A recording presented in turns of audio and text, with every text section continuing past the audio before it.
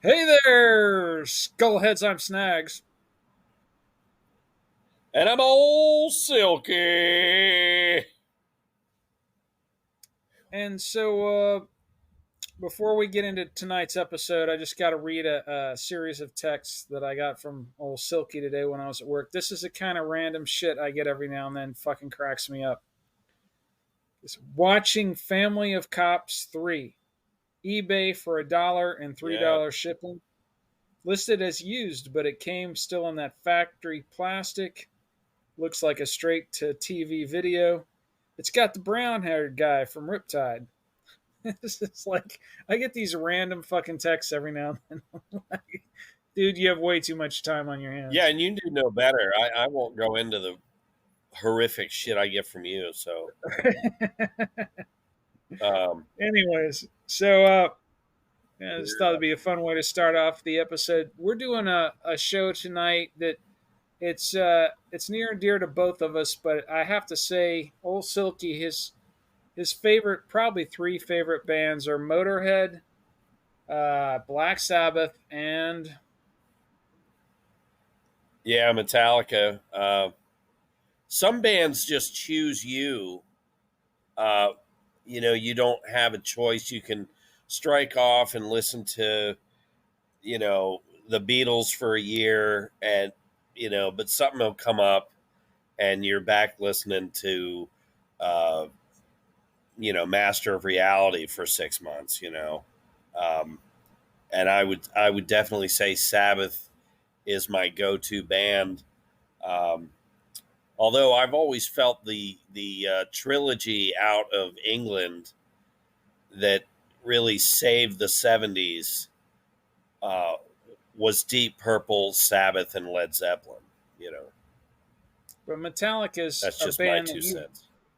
Metallica has been a band that you've, from my perspective, just you has always been like almost like they're members of your family. The way you talk about them sometimes is Yeah, just they just they grabbed me early on.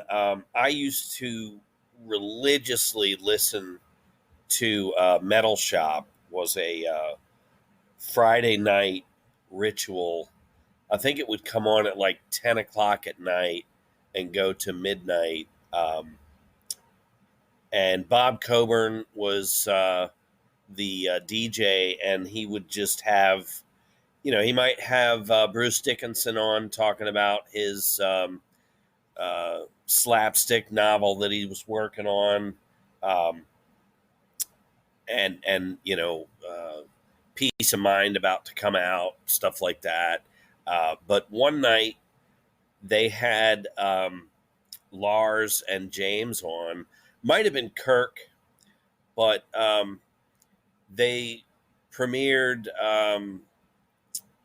Creeping Death and something else. And even at that age, they would have been like 83 or 84, probably 84 because it's the second album at that point. But the Creeping Death lyrics, you immediately went, "Oh my God, that's Charlton Heston's, you know, that biblical movie." You know what I'm talking about? oh The Ten yeah, Commandments. well yeah yeah. It's definitely got that biblical vibe to it. It's that Yeah whole, but it's all about the Ten Commandments, and yeah. so just even then, I was like, "Wow, these guys." Those lyrics. I mean, you could safely say that in '84, um, Creeping Death was. I mean, there wasn't anybody else writing shit like that. I think Dio really gave everybody a run for their money, but Creeping Death was set the bar. I think Hetfield really come into his own. But I mean, let's go back to when they formed. Uh, they all grew up in South California, L.A. Um, Lars Ulrich's dad was a tennis professional, so you got Lars growing up, kind of a rich, spoiled rich kid. Um, which as people tend to dislike Lars. I think he's just very confident, and he's done what he set out to do. So I can't hate on the man. Um, but late '81, he places an ad in a LA newspaper called The Recycler, which read drummer looking for other metal musicians to jam with. And then he lists Tigers of Pantang, Diamond Head, and Iron Maiden as influences. And so Hugh Tanner was his high school buddy of Hetfield's, and so Hugh and James Hetfield, they were in a band called Leather Charm, but they go and answer the ad, and Ulrich hadn't formed a band yet, but they strike up a friendship, and Hetfield and Ulrich went on from there. Hugh Tanner kind of hung out, but he wasn't really in the mix there. I heard a story Um, about that first jam session where Hetfield said he wasn't really impressed. Ulrich's drumming was still kind of in the formation stage, and he said he wasn't really impressed with the first jam session, and like Ulrich's drum set fell apart, or it was like sliding away from him as he was playing. oh Like, wow, yeah. yeah. So I mean, the even Dave Mustaine's book, he goes to meet Ulrich, and Ulrich's auditioning guitarists, and he comes to this house, and Ulrich lets him into this huge house, and Ulrich's like, let's go upstairs to my room, and he goes in, and there's like all these porno mags everywhere, and they just kind of hang out and talk about music and stuff. And I think you got like a rich kid who got him a drum set, and he's gonna make it happen, come hell or high water. he's similar to David Lee Roth, I think, in the drive that he had. You know what I mean? Right, Like exactly. he's not Dave Lombardo, and he never will be. He's a really good drummer at this point, but it didn't come to him naturally. I think like when Eddie Van Halen picked up a guitar and just was off. Like he's Oh really had to yeah. work at it, Um, kind of like David Lee I Roth. mean, You I'm know, no just musician. Yeah, just against all odds, just keep going. and Like you said, Motorhead saying, just keep going. just don't Um, stop. Yeah, but I want to take a second and apologize. Last episode, when we were discussing River's Edge, and I was saying Brian Slagle um, had, done the Murder in the Front Row and all that. Brian Slagle formed Metal Blade Records, and that was where I screwed up. Brian Liu, and if anyone has watched Cliff 'Em All, Cliff Burton used to refer to him as Lou, and Brian Liu and this other guy, uh, they're the ones that did the Murder in the Front Row. So that was my bad, but just wanted to correct that. Um, somewhere I read that so on the. the band name, go No, ahead. go ahead. Oh, real quick story. Somewhere I read that after that first jam session, Hetfield wasn't very impressed, and what finally hooked him was Lars talked his way into being on a compilation album. And he's like, "Yeah, I got a band," Yeah, that's what I was. and Yeah, that's how yeah. he hooked So Ron hooked Hetfield. Quintana. Well, Ron Quintana is brainstorming, putting together a fanzine, and fanzines were like really big from even the mid '60s, '50, all the way up into the 80s. I want to say the internet kind of killed the fanzine, Well, but yeah, Ron the Quintana was. current version of the fanzine is the blog and the podcast. We got a fanzine. We just Yeah, yap right. instead of write articles. Yeah, exactly. Yeah. And what a podcast we have. It's Um, phenomenal. but Go to anyway, snagsandsilky.com and buy all they the merch. there you go. Um, so Quintana's talking to Ulrich about, uh, he's got it down to a few names, Metal Mania being one, or Metallica. Well, Ulrich liked the name Metallica, so he suggested Metal Mania to Ron Quintana, and uh, that's where they got the name. But in early '82, Brian Slagel is putting together this Metal Massacre on his upcoming. It was a compilation album, and for Metal Blade Records, and so Ulrich's like you said, he's like, look, we got to get this. We got to slap this song together, and we'll be on a record. And so in early '82, they record "Hit the Lights" for the Metal Massacre compilation, and Hetfield sang and played bass and rhythm guitar. Lars Ulrich played drums, and they got Lloyd Grant, who was just this local. I don't want to say drug dealer, but he was just this Rastafarian uh, ganja dude. They knew they used to buy pot from, um, and they literally on the way to the studio.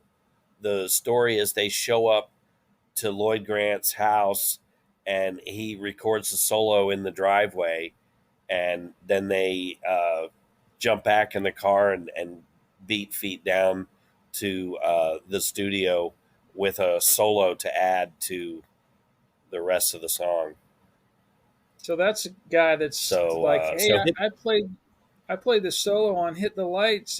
That's oh great, yeah, man. Can I have some large fries, please? And I need to, need yeah, to get out of yeah. here. I need a quarter bag. Let's go.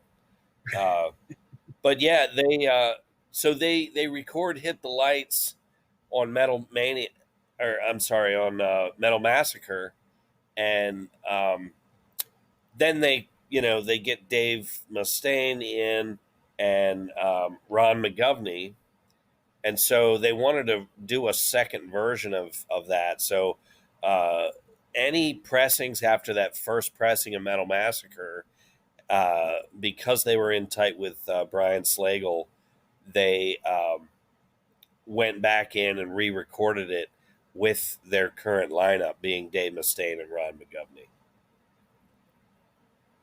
So there's two versions of "Hit the Lights" out there early on. Those have been reissued, I think, a year or two ago on clear vinyl and red vinyl. Oh I shit! had to get both of those. Yeah, you got to, Yeah, or your but they collection were won't be sold complete. out like instantly.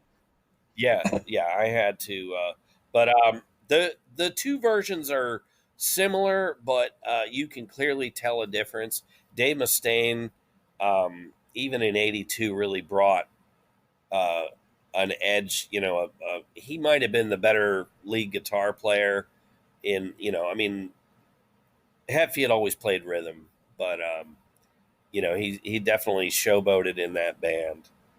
Do you Um, have those two so records on? I got a quick question. Do you have those two records up on the wall yeah. next to "Family of Cops 3"? No, no. No. My Bronson collection is slowly. I've got all the good Bronsons, but those were so cheap. I'm like, what are these?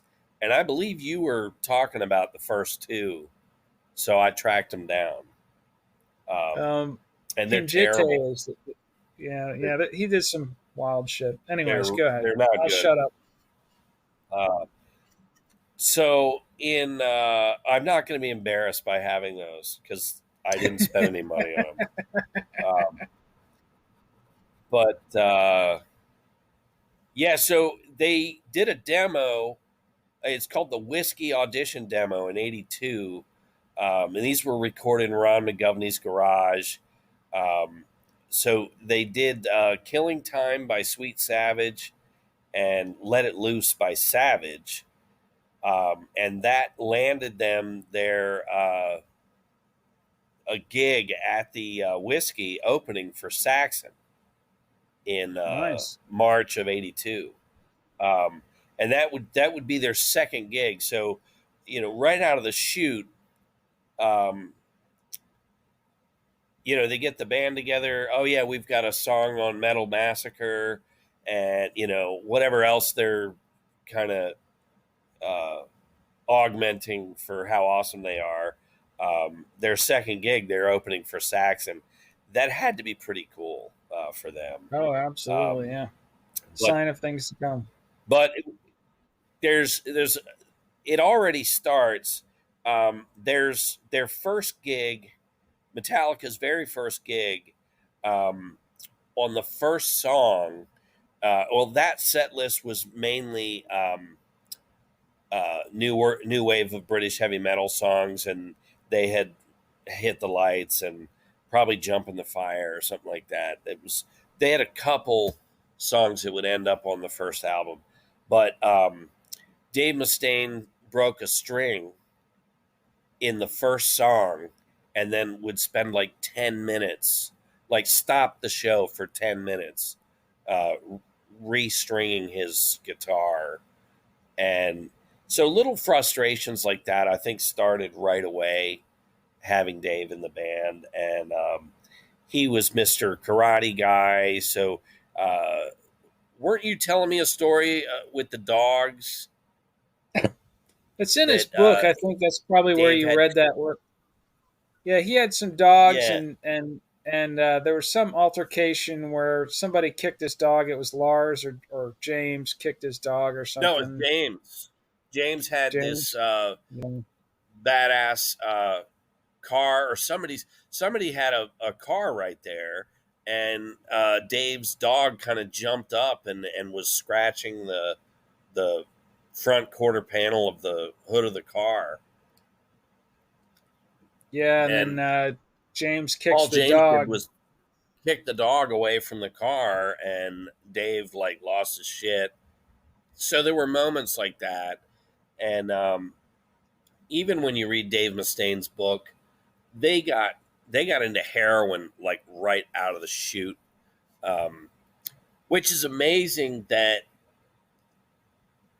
Megadeth would put out the intensity that they did, play as well as they did, and write some really good songs, um, all strung the hell out on heroin like from day one.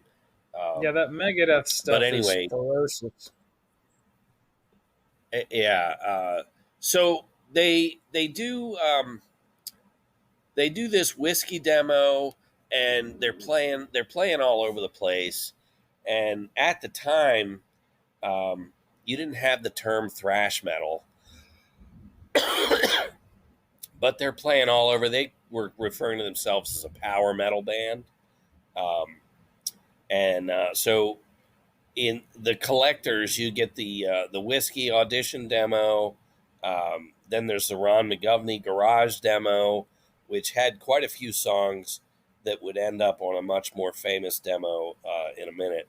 But they did a power metal demo, which was in April, and this had the first version of Metallica's. Their business cards would say power metal, but it had They, the they had mechanics and business motor breath. cards. That's such a Yeah, Lars when they thing to would, do. oh, totally. But you would go and solicit these clubs, so you would have a Right, business card like, hey, here's our, to look. But right. that power metal demo has Hit the Lights, Jump in the Fire, mechanics, and motor breath. All of these demos, as early as they are, you can actually YouTube these and hear them, and hear kind of the progression of how they were refining these songs and Let's working them into what you let, know. let's find those and drop them in the click pit along with that massive, awesome Yeah, if playlist you they're made. still Yeah, around. A few yeah. years ago, I ripped them off of the internet, and I have Me them too. as MP3s. Oh, of course you Um, do. Yeah. but yeah, well, it's the only way to get them. And then No Life Till Leather is the one that everybody. This would go around the world. You had tape traders, Sounds magazine, some of these other magazines. People would go to the back of the magazine and see who had what, and you could you could sell your tapes or trade tapes, pop them in the mail, ship them over to your buddies. He had some local bands in his area; he'd send them to you. It just this whole network of tape trading. And so No Life Till Leather would find its way to Johnny Z over in New York, who was forming Megaforce Records. And really on the professionalism or the sound of No Life Till Leather, they they were able to really strike up and be pursued by Johnny Z to sign them up. Because they had done talked to Slagle, and he just didn't have the money to fund an entire record for them, and so they do a Megaforce demo, And the cat who was working, and the cat who was working for Johnny Z at the time was this kid named Eddie Trunk, yeah, wasn't? Yeah. So yeah. So there's a Metal Up Your Ass demo that was them live with with Dave Mustaine still in the band and stuff. So the long story short, they're playing all over in 1982. They're working on getting these demos. They by this point they've got 4 or 5 demos. Granted, it's usually the same few songs, but they're really working up to recording proper songs. So in late '82, Ulrich and Hetfield go to this Whiskey A Go Go to see this band called Trauma that featured Cliff Burton, and they were blown away by Cliff Burton, and they really wanted to get him in the band. They weren't happy with Ron McGovney. Um, Dave Mustaine and Hetfield felt that McGovney was just not contributing, that he just kind of followed along and played whatever they wanted him to. wasn't he a big Motley Which you Crue could say, fan too? yeah, Some, right. some, Um, I remember reading he was a so Motley they, Crue fan. That was a strike against him. oh, that's funny. Yeah. Yeah, you had to really watch yourself in this time frame. Steve Harris kicked Dennis Stratton out of the band for music he liked, So, Right. Yeah. Yeah. but anyway, so they kick. There's Ron McGovney left, quit the band, or he was fired, whatever. But they pursued Burton, called him multiple times, and because he had turned them down, but by the end of the year, he was not happy with Trauma, and but he told them, I love that he had the tenacity to say, "Look, if y'all want me in the band, you're going to move up to El Cerrito in San Francisco," and so they did. They moved up there, and their first performance with Cliff was in March of '83 in a nightclub called the Stone, and so that's when they recorded the Megaforce demo, and that has Cliff on it. Nice. So Yeah. it it, Cliff it didn't had want it had whiplash and no remorse. That's all I was going to say. Cliff didn't want to have anything to do with that whole New York Dolls inspired glam scene in L.A. That was totally not him. Oh yeah, yeah.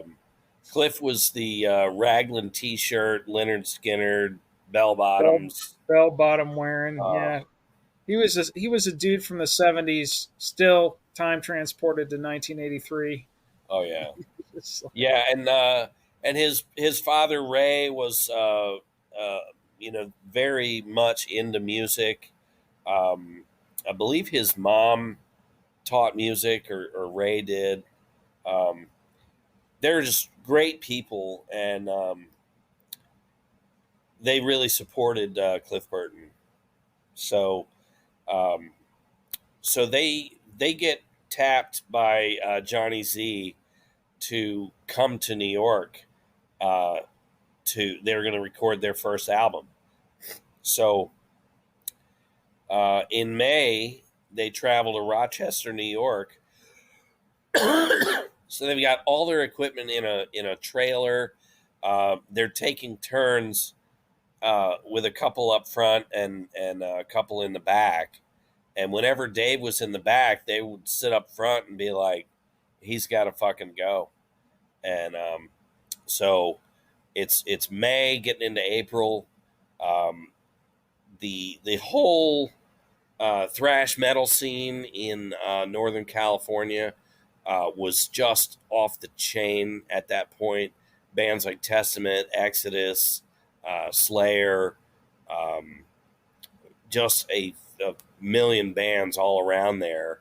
Um, and so Metallica's driving across the country. I believe they stayed somewhere halfway, like in some friends in Denver or something.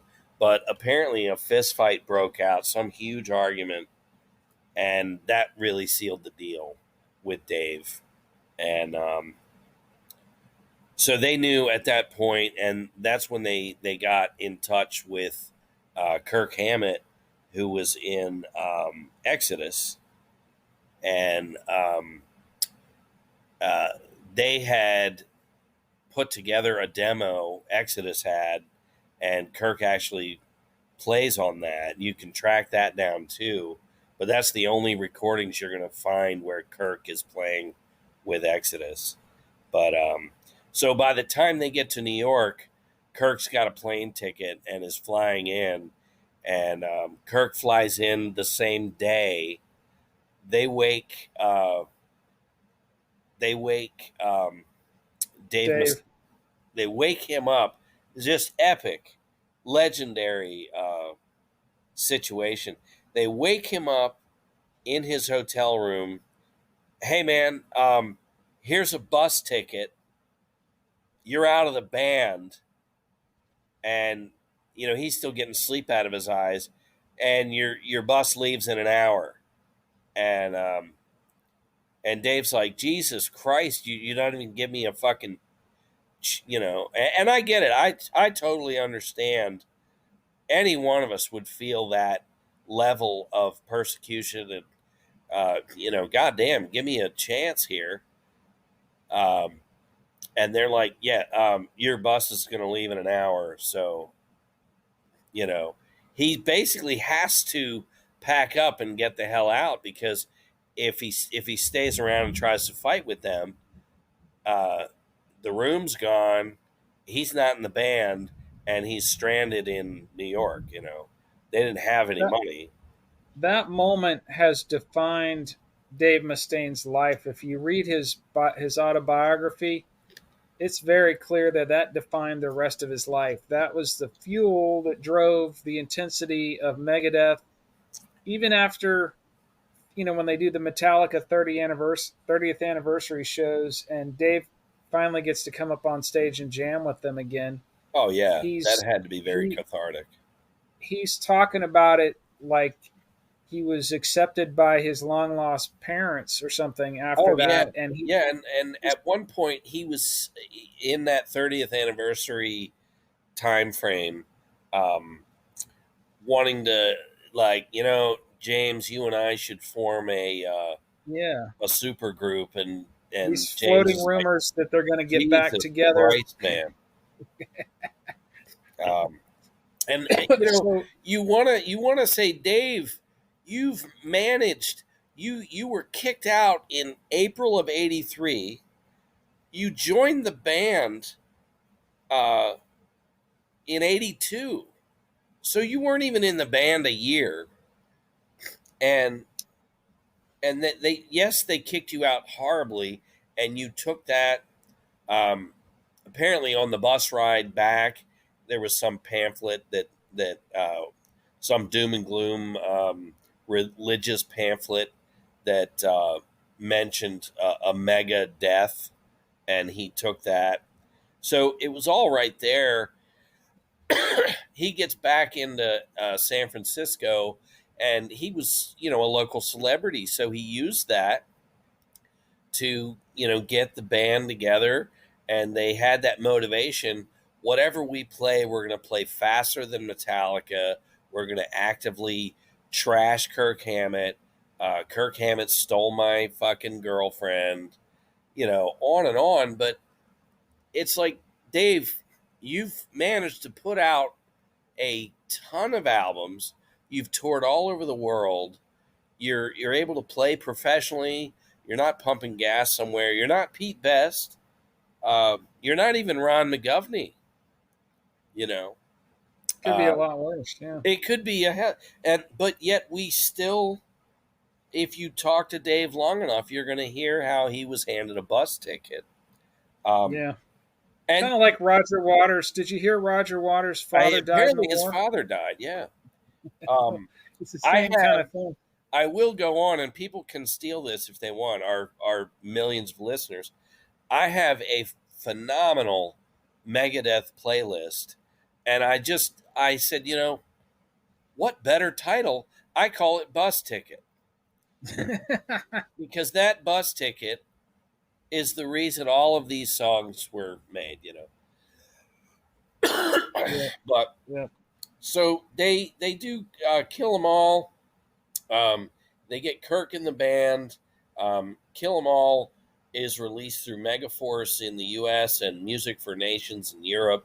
Um, it peaks at like 155 on the Billboard 286. Um, they tour with Raven and Venom. Um, Tour all over the world. Kill 'Em All was really amazing. Like I said, I had listened. I first discovered Metallica during like the Ride the Lightning phase, and I believe I'm almost positive they did like Ride the Lightning, Creeping Death, um, maybe Fade to Black. But by the end of that show, I was hooked, and went to the local record store again, probably Peachtree Battle Turtles or That's where I've. Ansley That's Mall.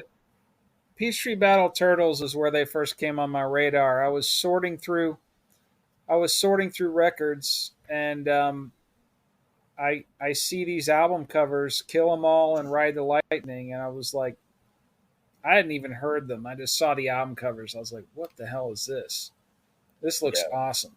yeah, And then I heard people talking about them at school, and uh, you know, picked up on it from there. But that was exactly where they first showed up on my radar. It was album covers. yeah. So I remember. You know how I always have to go back and hear the first album. I got Kill 'Em All, and just that wall of sound that hits you with Hit the Lights, and I'm like, oh my god, this is, at the time you hadn't heard anything that heavy, you know. um i It's i kind had of I mean, I had Motorhead. I knew Iron Fist was still very much um into Motorhead, so when that Kill 'Em All, you were like, wow, this is like Motorhead, you know.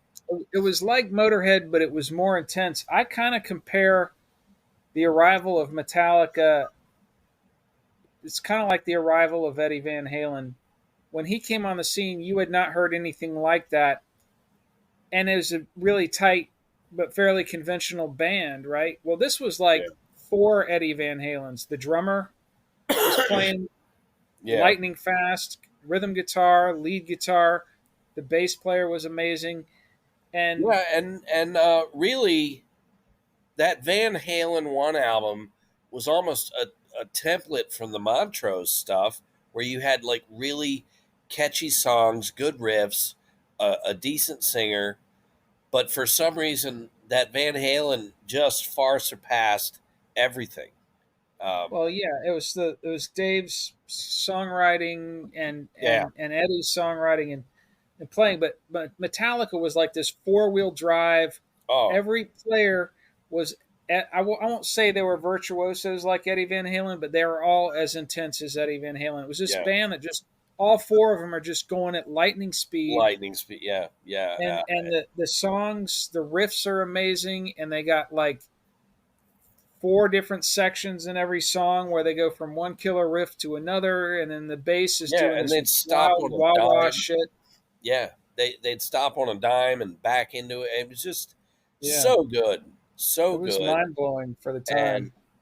um, and for me, a very similar thing happened when I first heard Iron Maiden and I first heard Prowler. That guitar riff on Prowler seemed to jump forward just a couple years to me in '83, listening to the opening riff to Seek and Destroy, and I was able, in my mind, to say, "Oh my God, that's almost the same notes as Prowler," and I was hooked. There It was a just whole crowd of bands in the early '80s who all their influences were from the '70s, Sabbath, Deep Purple, yeah, etc., and they yeah. were not going to be dragged into this new wave crap. No, and they As a matter of fact, they were going to flip it off with both fingers yeah, yeah, and they were and crank gonna up the intensity of the music they loved from the '70s. yeah, they were And gonna the whole throw it down some stairs and stand on its neck. Really, and pour gasoline on it and light it yeah, on fire, which is yeah, what they did.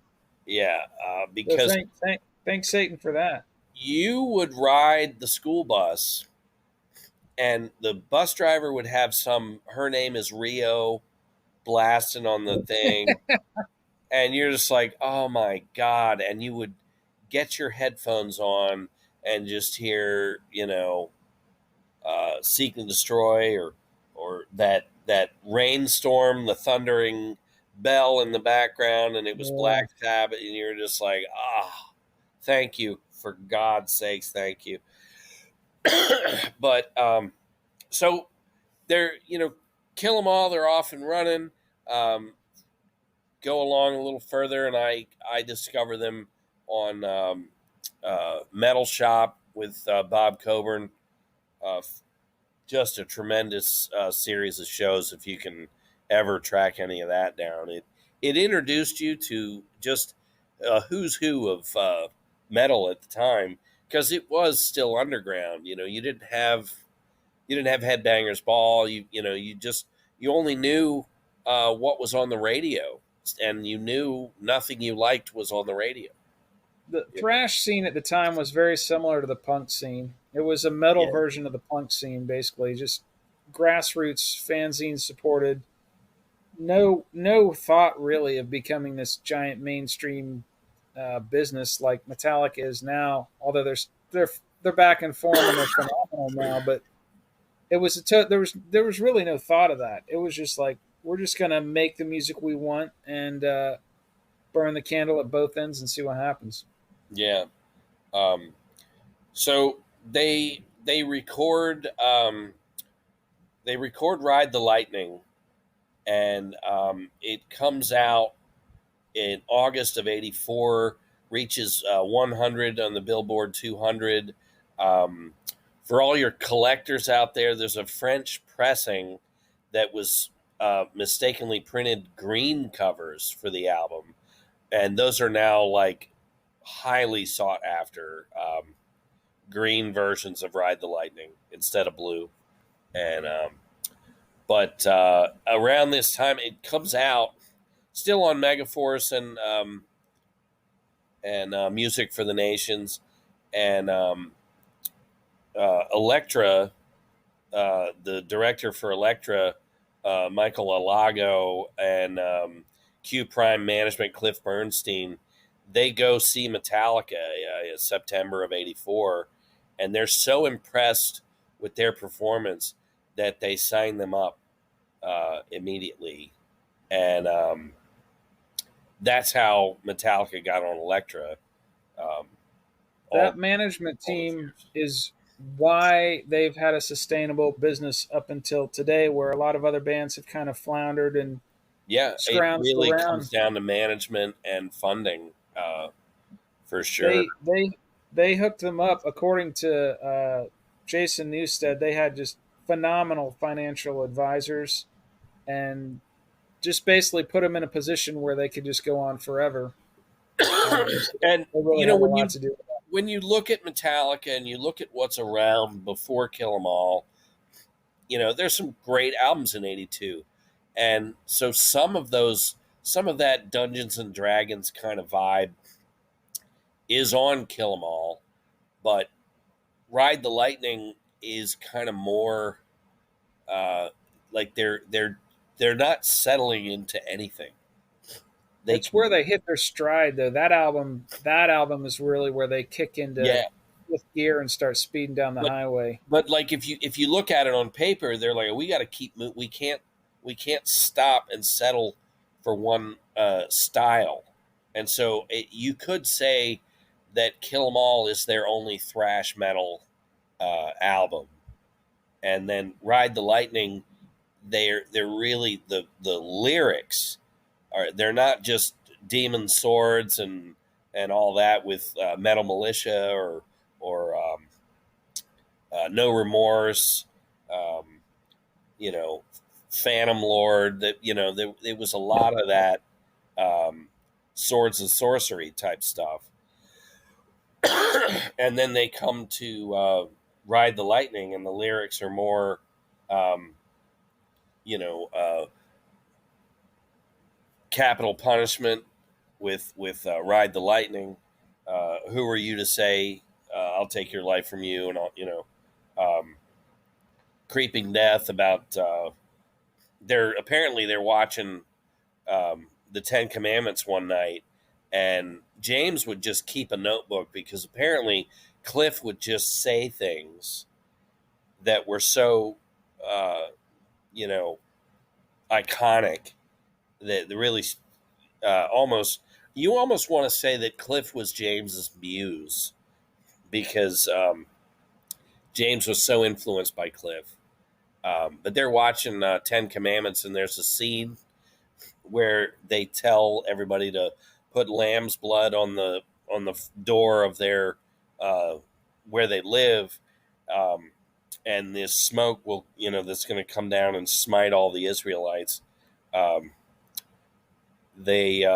it's going to pass any door that has lamb's blood on it. And so in the movie, you see this smoke coming down, and at the time, they're all watching it in their little house they all hung out at. And Cliff apparently is like, "Oh, creeping death, here it comes," and that was it. James starts writing just different things from that movie, um, to be in the show, or, in the song. So Phenomenal song. it really is. It stands out to this day. I hear it and I'm like, nobody. It blew us away.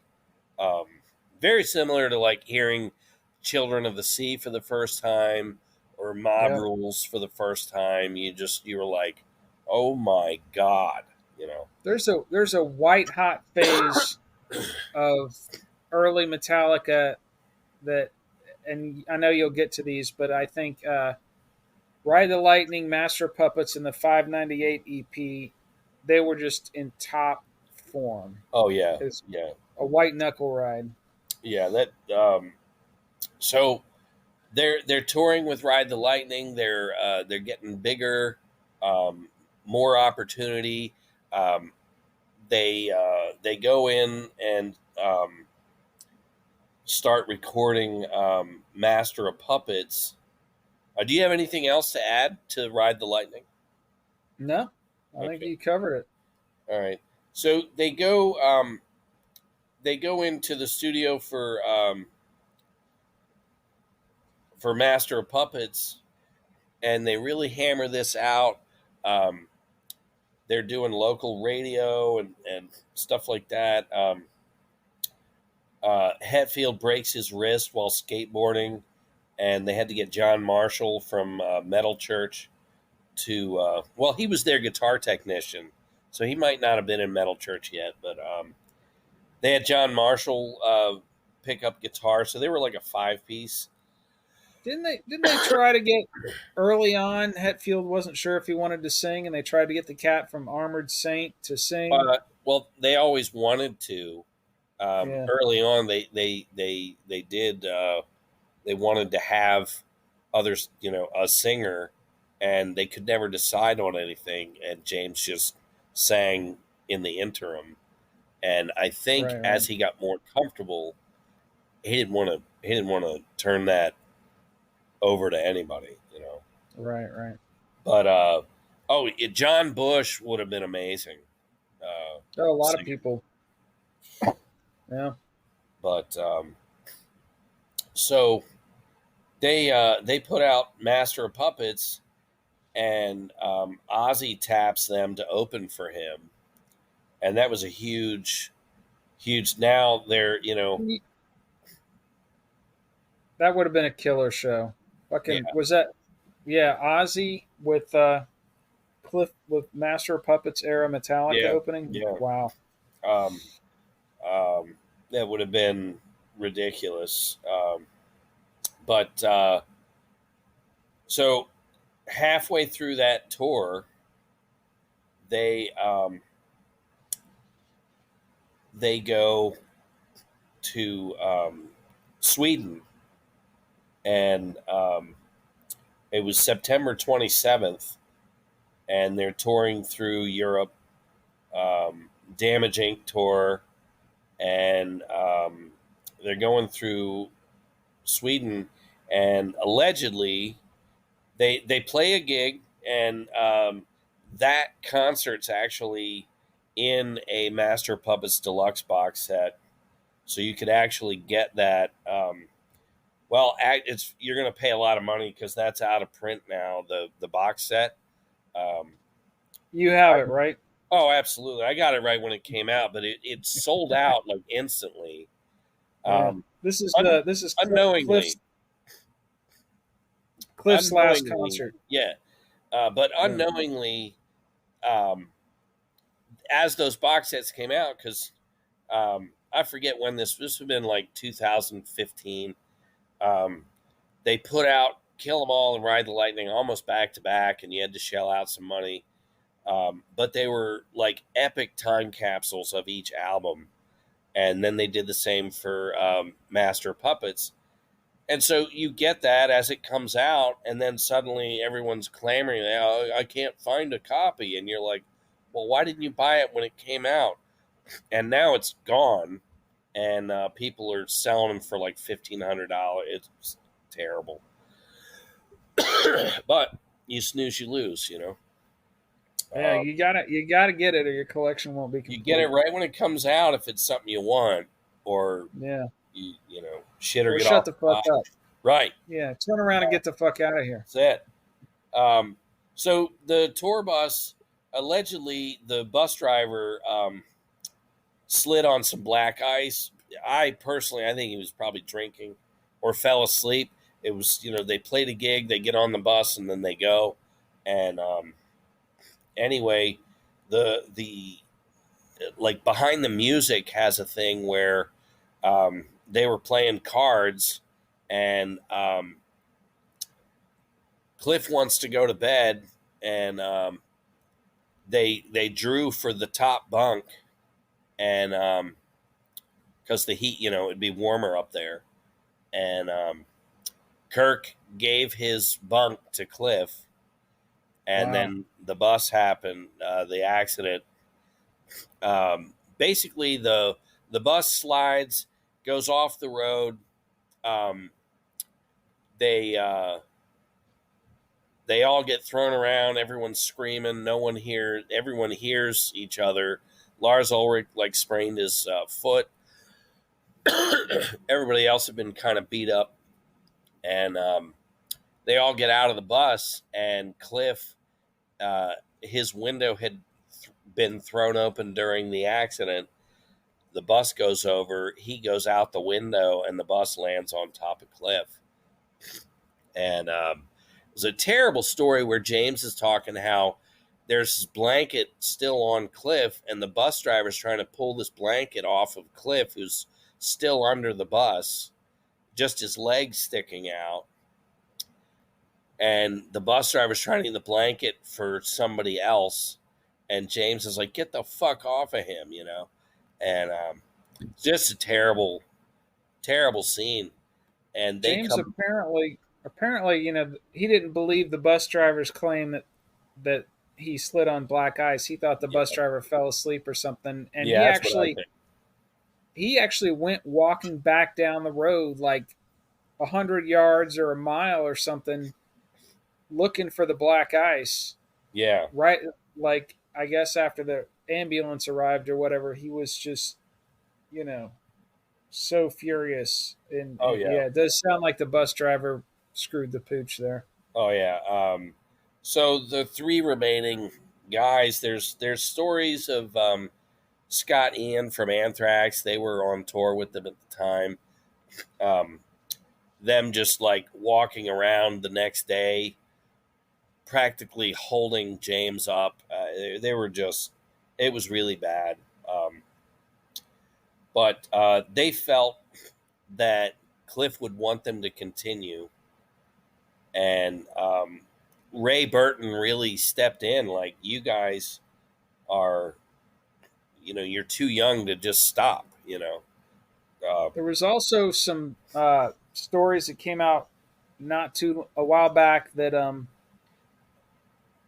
Cliff really didn't get along with Lars that well, and that Cliff and James were talking about after Master of Puppets tour was over, they might kick Lars out and get a better drummer. yeah, I've Did you heard hear that that? too, but I have not read Scott Ian's book. And Yeah, it's interesting that that's never come up again. I know, but it It's Lars interesting. commented about when it came out. Lars commented on it and said he believed that was possibly the case, and if you can, there's footage of Cliff talking about Lars. You can tell in some of that footage of them when they're on tour that the Cliff finds Lars irritating, but And it I would have can been a see that Cliff is so down to earth, and Lars is probably all right, guys. We've got an interview. We got to, right. this was Yeah, Lars's baby. I much Lars was like, "Hey, in 30 years, we got to play with Lady Gaga," and yeah. Cliff was not down with that. You have to have a boss in any band. Tony Yeah, Iommi, it is what it is. yeah. And anyways, that's a sad, poignant kind of thing because that was Lars's baby. That would have Yeah. devastated him if that happened. In '86, I was getting Circus magazine religiously, and I remember getting the news that Cliff was dead, and I just couldn't believe it. I was like, oh I my, remember just I heard about it in the lunch yard at high school. I yeah, think Robert Hayes. You remember Robert Hayes, yeah, yeah, bass player? Actually, sadly passed away in a car accident himself, yeah. but really good bass player. We went to high school with. With Deacon Loved Lunchbox. Metallica.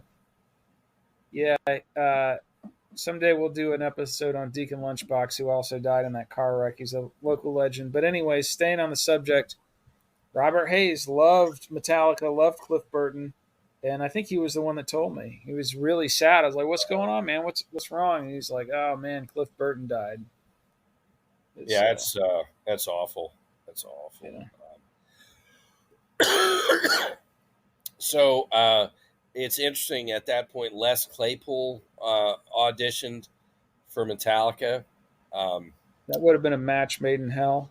yeah, he was like Kirk Hammett's childhood buddy.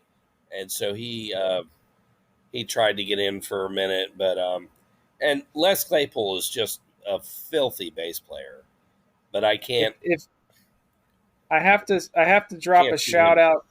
I'm not a big uh, Winona's Big Brown Beaver and all that Yeah, stuff. Primus. Primus fan, but his band with Sean Lennon, the Claypool Lennon Delirium, Oh yeah, they're they are phenomenal. yeah, Because yeah, Sean Lennon's melodic songwriting chops and lead guitar chops really balance out Les Claypool's quirkiness, and it's a great combination. It's amazing stuff.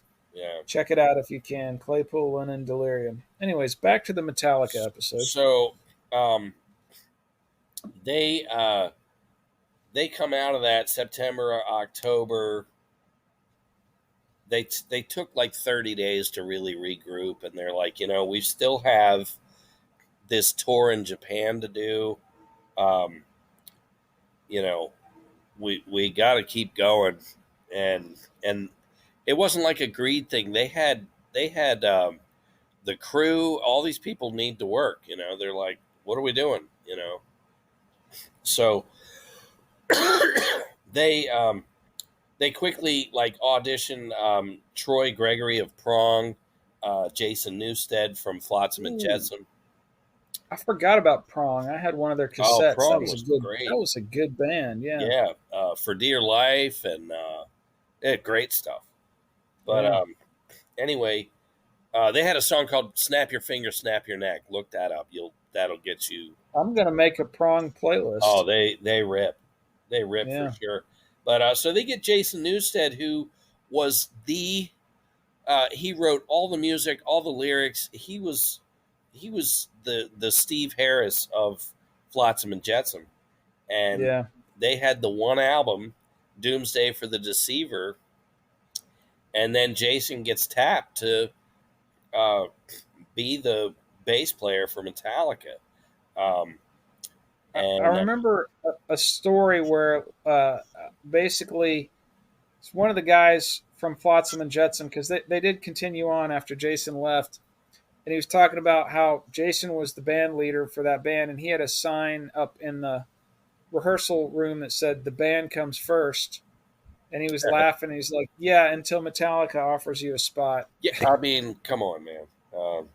So Yeah, what was interesting is I'm sure he had some big shoes to fill, but for me, Newstead allowed my band to keep going, and Newstead was a fan.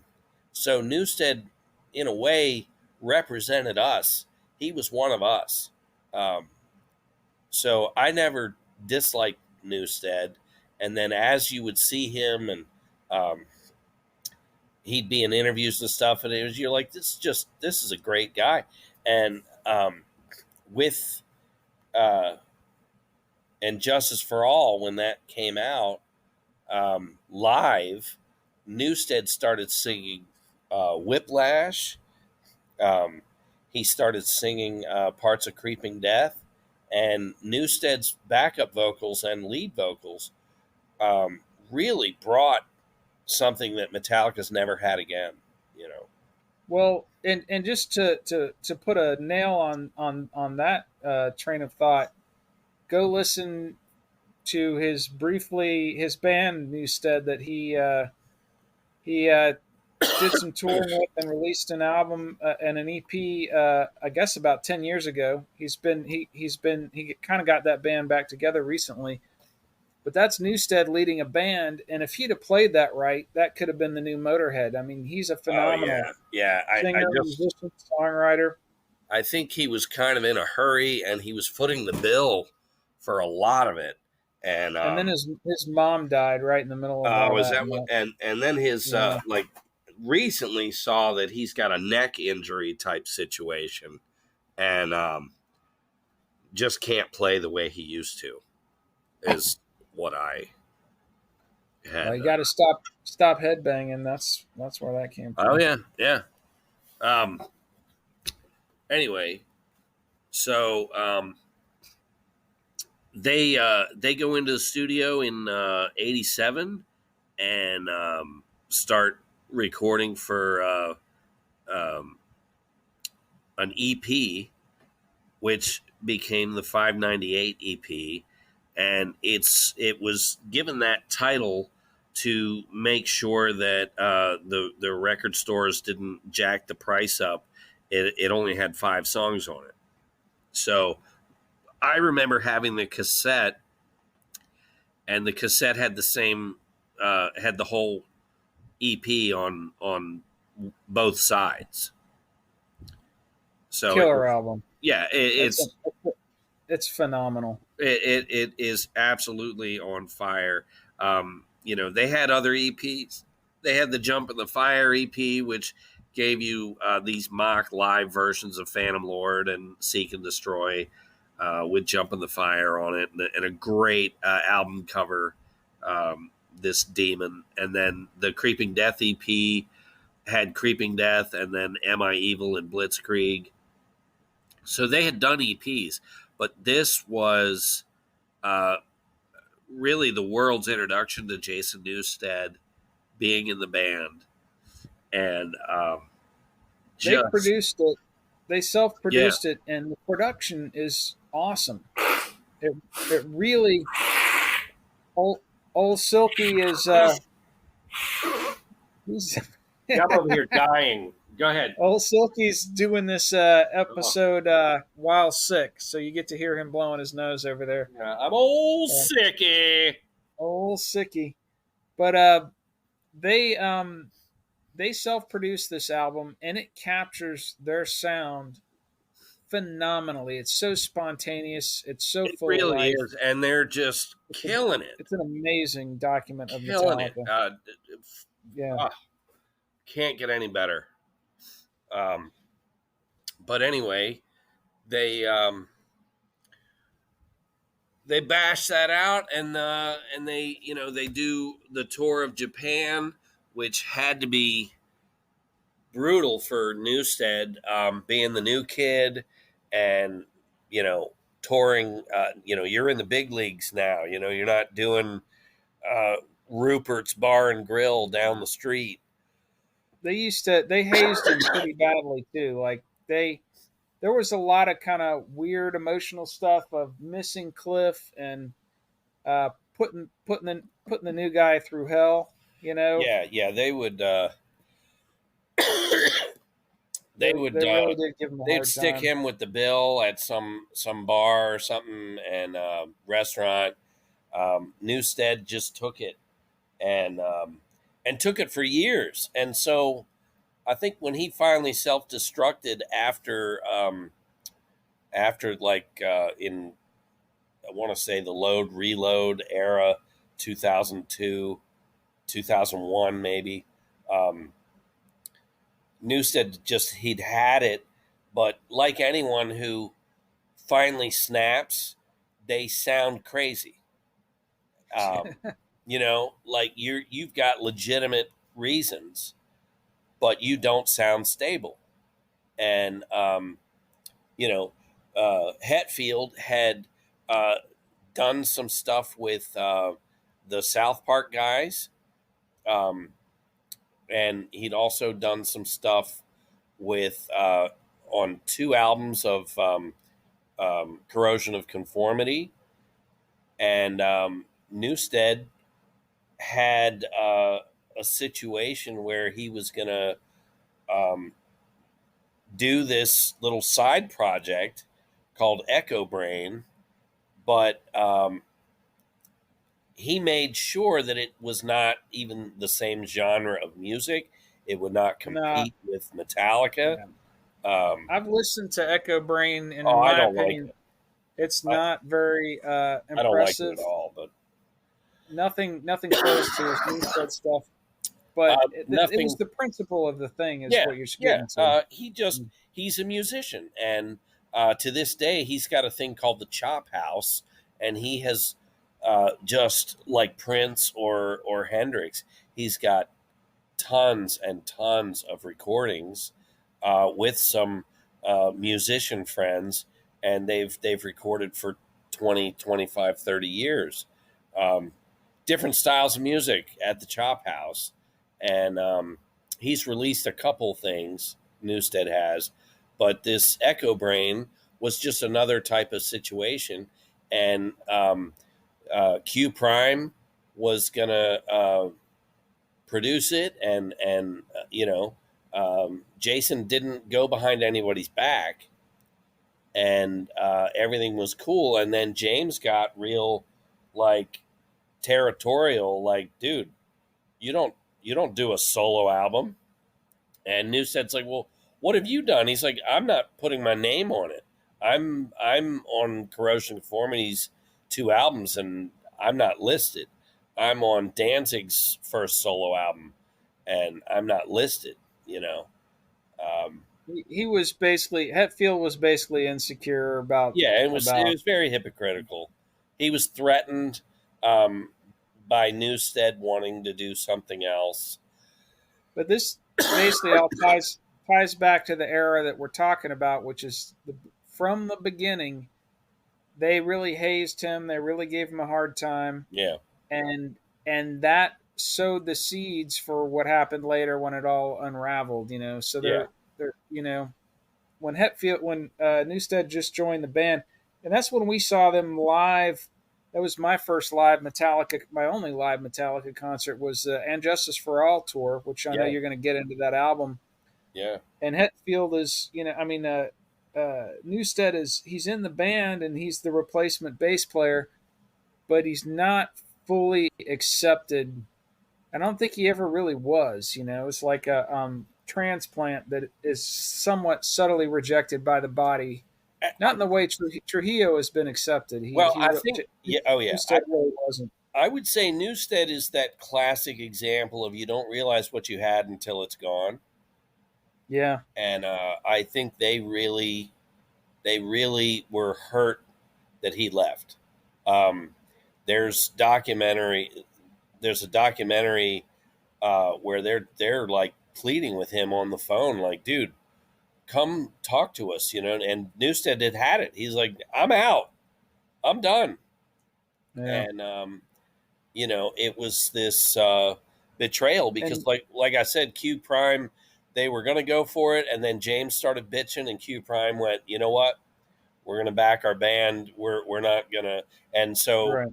money had, and that's when you've put money into it, and you're doing it, and now you don't have a bottom anymore. And they've taken the floor Well, away, and you're like, the well, what the fuck do I do now? ironically, Q Prime put Mewstead into the position where he could leave the band because, again, they had these phenomenal financial advisors. They made a ton of money off the Black album and the other albums that shall not be mentioned that neither you and I really like Yeah, that came after that. They made a lot of money in the 90s selling out. And so Newstead was in a position to retire, and that's basically what he's done since then. yeah, He it wasn't like, oh no, if I leave Metallica, I'm gonna have to work at a gas station. He yeah. was Oh, financially he free. was financially taken care of, Yeah, and he has songwriting credits on those albums. Um, it's only three. There's only three songs that Newstead has writing credits for, but because of that, he gets a massive monthly check or whatever. So he's yeah, set. and he has investments. Someone was interviewing about that, and they just said, "So, what's your financial situation like?" And he said, "Our management had good financial advisors, and they took care of us. I'll Oh just leave yeah, it at that." yeah, So yeah. he's set. He's never gonna have to work again for sure. Yeah, So the and Justice for All comes out. One was their first video. Everybody freaked out. Oh my God, Metallica's finally done a video. It really took off. They got a Grammy for one. Um, the video was really cool. Two versions of the video, one with them just playing, which I preferred. Then the longer version of the video had footage from Johnny Got His Gun, which is a Jason Robards anti-war movie. Um, But it was a great video. Um, like you said, we went and saw "And Justice for All." Um, you, we were roommates right out of that script that That we, was during the Sink or yeah, Swim year, where you can Singer buy the Swim, book on snagsandsilky.com. yeah. Sink or Swim, But it's written that by same us. era. I can still remember us wanting to play. Let's play Risk, and we'll set the board up and we'll play Risk, and then we'll go watch Metallica. I had it all worked out, and y'all like humored me to set the game up, and you're like, "All right, we're gonna go relax. We're not doing this," and I I was really remember pissed you off. so furious that we wouldn't Uh, play that board game with you. it was a great game, but you could never get Or, people to play. yeah. Anyway, we go see "And Justice for All," and I remember standing on. We were like 11th row, Oh and I yeah, remember the cult opened, and they were actually pretty damn good yeah. at that time. We camped out for tickets. That's why, and we got Yeah, really good seats. And we're down, standing up on these folding chairs, and I'm like arm in arm, arm around some either you or Mike. We're thrashing, banging our heads, and both of us are in motion. We don't realize that we're slowly falling backwards until the seats and the ground come slamming up and bash us in the back of the head. I Um, forgot about that. it It's was hilarious. very funny because you're like, holy, but the metal, the metal will protect if you truly believe in the metal, and we were totally fine. Um, a couple of like Duran Duran fans would have split their heads open in that fall. Um, Well, when your life force is infused with the metal, that's you're what I'm saying. indestructible. When Yeah, you truly uh, allow the metal to you know take over your whole soul, um, you really can't be hurt. Um, yeah.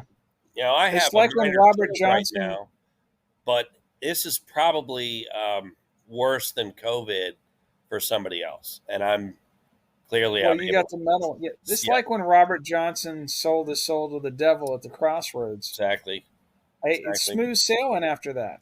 Yeah, I first heard Jimi Hendrix cover "Johnny Be Good" by Chuck Berry, and that was it for me. There Saved, you go.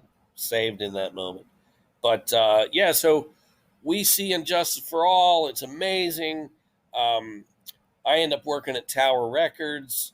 Um, Metallica goes into the studio at that point. Every album had been produced by Fleming Rasmussen, and we just thought the name was like this Nordic god, this amazing Yeah. Viking in the Fleming Rasmussen. in the studio, and then they self produced the 598 EP.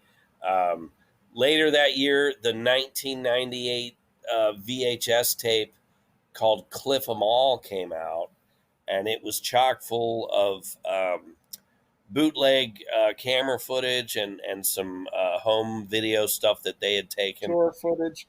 We used to watch that religiously. constantly, Yeah, constantly. during the sink or swim year, Oh, we would always, hey, let's drink some beer and throw Cliff 'Em yeah, All on the and watch VHS. Cliff 'Em All, Yeah, and yeah, it was just so you'd watch Cliff 'Em All, you'd listen to the 598 EP.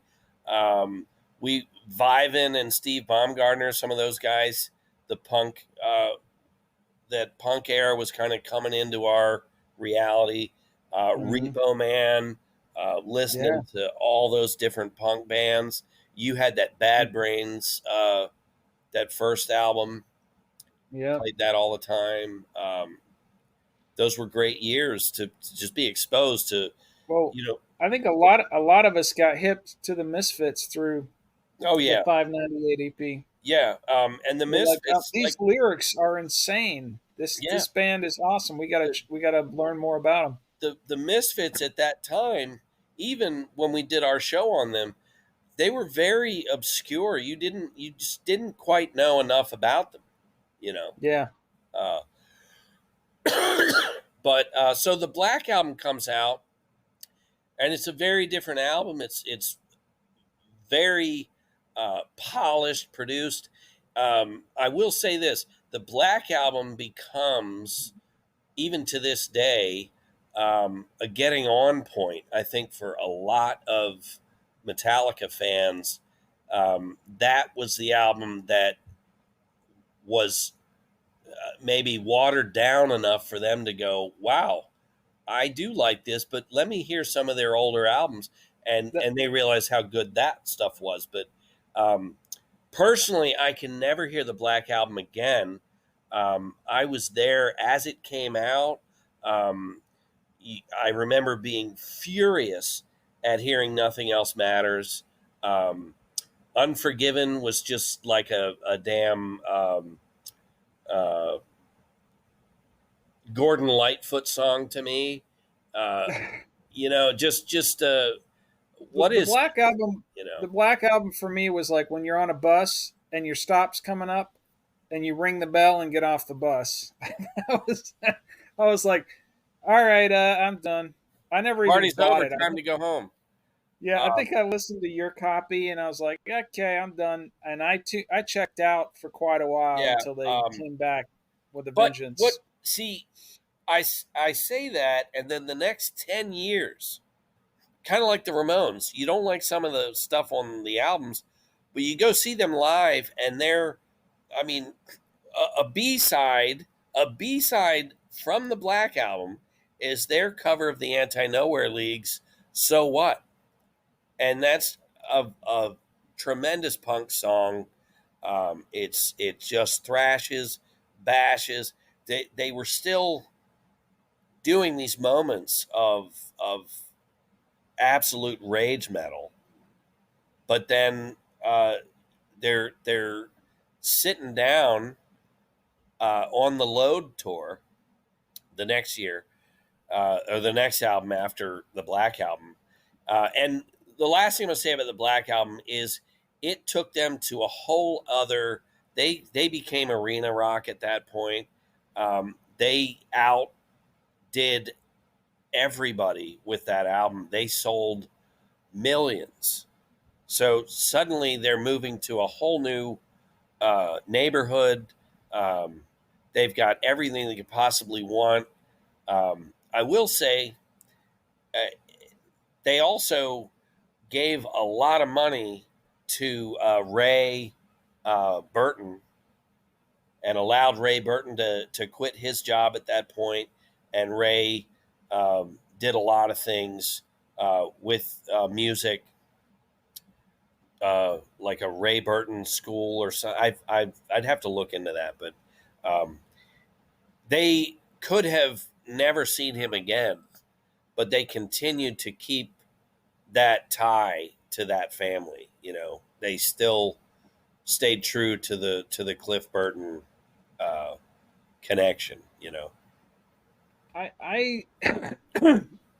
I just feel like that whole period they were they were basically lost. They Oh were yeah, listening to the wrong people. They were trying to be something that they weren't, and it yeah, was and hit and miss. but There was some convinced good. that they were something that they did want. Yeah, I They really liked the song Inner Sandman. I liked the Motorhead and Sabbath and Misfits covers they did on the Garage Inc. thing, yeah, and that's about Merciful it. I Fate, mean, yeah. yeah, they basically they were floundering around trying to figure out who they wanted to be Well, I and think I think not being too. themselves. You come off of Injustice for All. Um, you've lost your muse being Cliff Burton. Um, they get Bob Rock, and Bob Rock had huge success with Motley Crue's Doctor Feelgood, which I never got in. I was done with them by that point anyway. But that's another album that did huge. So Bob Rock was like the guy, and they tapped him. They do this album. They could not have known it was going to take off the way it did. They were just doing the next album, is what I think. I suspect, and I know you disagree, but I suspect their management was saying, because the thing about And Justice for All was that production wise, it was very dry.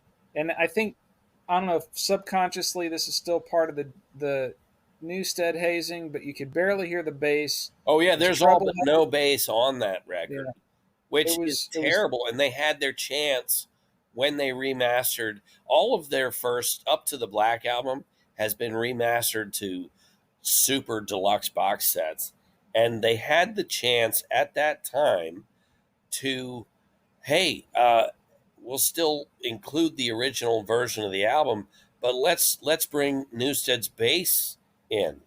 You know, they could have even had Newstead come in and add bass, and it well, would they have could have just raised the given volume you level on the mixer. It's not rocket from the science. tapes. Yeah, but they were like, nah, we're just going to leave it, which, Yeah. a lot of debate back and forth on that. Yeah. So in it was basically 598 EP was them at their best.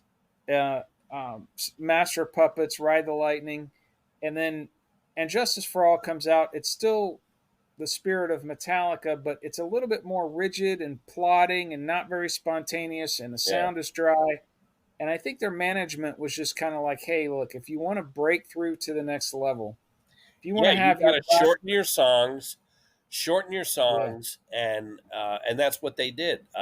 sweeten up the production. And they were aiming for an album like Back in Black, is what I've heard them say, Uh which huh. And I they did not hit quality wise because Back no, in Black is a but masterpiece. I've But heard sales Lars. wise, I've heard Lars and James say they, from Injustice for All being a 10-minute song, they wanted to shorten their songs and just be a little bit more approachable, and maybe have something on the radio, but they swear that was not like the motivation. But you've got Bob oh, it Rock, was. it's all the It things. was It's all the yeah. things. I It was they. personally I saw that tour 5 times because they came through Atlanta and did 3 nights, and then they came back like 6 months later and did 2 nights, or vice versa. But I, working at Tower, I got tickets to every night, and live. You're still hearing "For Whom the Bell Tolls." You're still hearing "Creeping Death."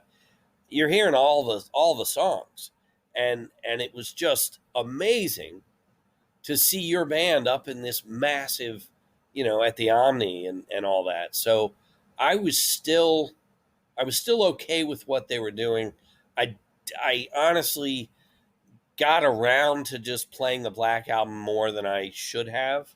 Um, but now I'm just burnt out on it. All I have to do is see that album, and I go, yeah, I heard it. It's just I've played it through all the don't way need through to hear maybe it. once or twice in my life That's and amazing. regretted it. I'll never get that That's time back. amazing. Um, Yeah. but anyway, so they had B-sides from that where they cover Sweet Savage's "Killing Time." So they were still like, hey, we're still able to rip here. Um, and then a few years go by, and Load comes out, and there is a song on Load called 2x4, which I like the riff on it, and I like the sentiment where I'm done talking to you, I'm going to hit you with this 2x4. Um, I kind of that lyrically is humorous to me, but Load and Reload were very much their version of Use Your Illusion 1 and 2. Um, Rather than piece together 10 really good songs, they kept all the songs. They finished and released the songs they had done at the time. Then for Reload, they finished the other songs and just put them out. And there was not a conscious decision of should these songs be released? Should we do more work on them? It was just a mad get it out. Keep I going, listened to keep them. touring. I've listened to those two albums once, and They're my they're dreadful. impression. Well, They're here's what happened, and again, it was a conscious decision to try to stay current with the times. I yeah. read an interview with James Hetfield and Rolling Stone. It was before Load came out. It was in between Black Album and the Load when they're touring the Black Album, and they're about James Hetfield. Talking to James Hetfield, they're asking him, "What does he think? Where does he think Metallica will be? How long does he think Metallica will stay together?" And he's completely honest. He's like, "Probably too long." And they're like, "What do you mean?" And he goes, "Well, you." And this is early '90s before Kiss did the reunion tour. He goes, "If you look at bands like Kiss and Blue Oyster Cult, they're clearly past their prime, but they're still going. Why is that? Why are they still going when they're past their prime? It's because they love playing." And he says that's how we're going to end up. And this is Rolling Stone national interview. I guarantee you, when the Q Prime guys read that interview, they were horrified. And 6 months later, Load comes out and they're doing interviews saying that they love bands like Live and Blur and Bush, Oh and yeah, and they all have yeah. these new And fashion Oasis. fashion haircuts. Yeah, And it's a complete opposite of that interview from 6 months earlier when he was yeah, being honest. So they were horrified. They had this money making machine, and they're seeing one of the leaders of the band. His vision was we're going to be like Blue Oyster Cult and Kiss, and yeah, who were yeah. both kind of past their prime bands at the time. And so they all got fashionable haircuts, and they all started wearing eye makeup and trying to just fit in with the alterna rock of the time. And so those two albums, it's that plus it's them just messing around with different genres. They got their southern rock song on there. They're just they're not sure who they are, and they're just bumming around trying different things with this sleek packaging and sleek marketing, and their new Alterna Metallica logo. They changed their logo. It's them trying to fit in with the times and bounce around and just try different things and not really know what the hell they're doing, and not really listening to their inner muse. Yeah. Um, But you could argue for 20 years they toured and didn't really care about making a good record or getting back to their roots or whatever. Um, but a good solid 2 decades. Meanwhile, some kind of monster comes out. Saint Anger, which was absolutely the end all be all for Bob Rock. Um, they they do an that was a album. demo tape. It's demos. It's demos. There's no guitar. Uh, it's basically an album that is waiting for Kirk to come in and do his solos, and then to be mixed properly. Because the album, there are people that love the Black Sabbath albums that are after um, Glenn Hughes. After that Tony Seventh Star Tony album, Martin. the Tony Martin years, they Right. swear up and down that's Black Sabbath, and I stand on a on the on the mountain and I look down and I see all the people and I want to tell them, listen, these albums would have been received far better had they been Tony Iommi solo albums. But let's get Yeah. back to Metallica. Saint Anger, still lyrically, Hetfield has not stopped. Hetfield still writes a badass song. However, that album is like they're in a garage, a parking garage, and the sound is just muted. Everything's just really muted, and it doesn't sound the ambience of a surround sound, the immersion. Uh, I will say, and you and I kind of disagree on this. I think the energy leaning back in towards the kind of faster, raw energy of Metallica, I sense that in Saint Anger. And again, I've listened to that once. But Load and Reload are kind of plodding around with all these different tempos and trying to oh, figure out what they're going to there do. was an identity crisis for And sure. Um, Saint Anger, they start speeding up again. It starts to feel more raw. To me, it felt a little bit refreshing after Load. Load of Crap 1 Yeah, and Reload of yeah. Crap 2. But the But it's a documentary, demo Some Kind tape. of Monster, started out, they were just going to film the making of Saint Anger. And it Yeah. turned into, holy shit, these guys are at each other's throats. The band almost self destructed. And I will say, they had self destructed and they were going through the motions. How many bands reach that critical point and they keep going and they're just going through the motions and they're just putting out garbage, or maybe not garbage, but they're putting out stuff that's not them. I will say in 1990, U2 put out their best album, the Black Album. It's got a snake on it. Yeah. Um, It's a 5-song EP. Man, In my opinion, it's a U2's best single. album. In my opinion, it's a single called Enter Sandman. In your opinion, it's like a 5-song EP. Yeah, there's, I love Wherever I May Roam. I like that song. Um, Don't Tread on Me. Um, you don't really hear Bono in there at all. The Edge lays down some riffage Yeah, on that album, though. amazing. U2, I've hated them before they even all met each other. Um, Right. I've hated them almost like a Vision in the early mid 70s. Brett, there's going to be this band from Ireland, and you're going to hate them. You're going to fucking hate them on the school bus. And I didn't understand. I didn't know quite, but it was U2. And but anyway, But that one, yeah, the Blackout, the that Enter Black Sandman's album, a pretty big I gotta give U2 U2, song. I gotta Yeah. give U2 some credit there. And then, so, Anyway, so well, basically, after Injustice for All, Metallica gets abducted by aliens, and then they drop him back on the planet when they record Death disappears for Magnetic. decades. Yeah. And Disappeared they for were decades. found on a deserted island and they Yep. recorded Death Magnetic. That's basically what Yeah, happened. Saint Anger. You had Bob Rock playing bass, just like a total takeover. Bob Rock comes in, changes their sound, elevates them up. I mean, he's a producer. He did what a producer does.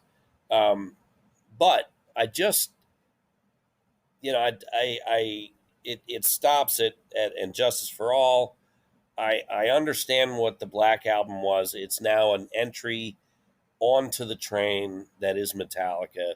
A It lot, was an exit for me. I got off the train. right? But a lot of people that are Yeah. into the band now, that was their first, So I'm like, okay, welcome to the party. But Saint Anger, the best part of Saint Anger, when they released it, it came with a DVD of them playing every song live in their studio.